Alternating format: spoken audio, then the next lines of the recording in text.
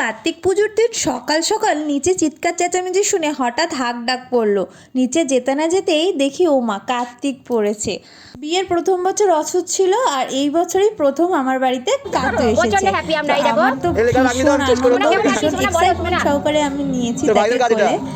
তো জানি না এখন অব্দি কে এটা দিয়েছে, কিন্তু তোমাদের একটু দেখিয়ে দিই কি সুন্দর মিষ্টি মুখটা তার। আমার কেমন মনে হচ্ছে কালবিটা পান নয়।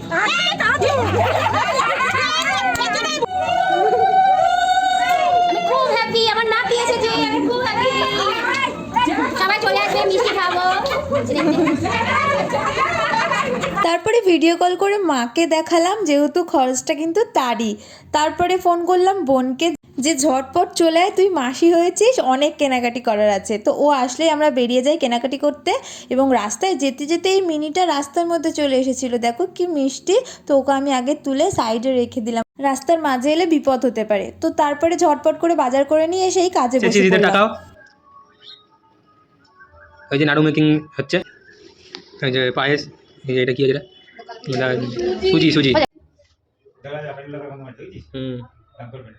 তো সব কমপ্লিট, একটু আলপনাও দিয়ে নিয়েছি। এইবারে আমি যাব রেডি হতে। এদিকে দেখো তোর বাবা আর কাকা মিলে এইটুকুনি সাজিয়েছে কি সুন্দর করে।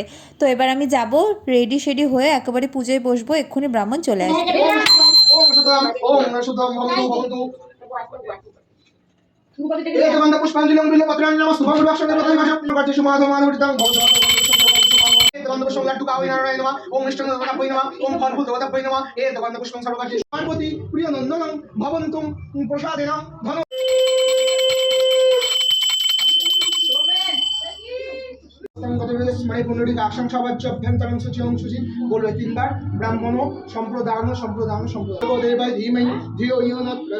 তো কেমন লাগলো তোমাদের? আমার কিন্তু ভারী ভালো লেগেছে। তো তোমাদের কার বাড়িতে কার্তিক পড়লে অবশ্যই কিন্তু কমেন্ট করো।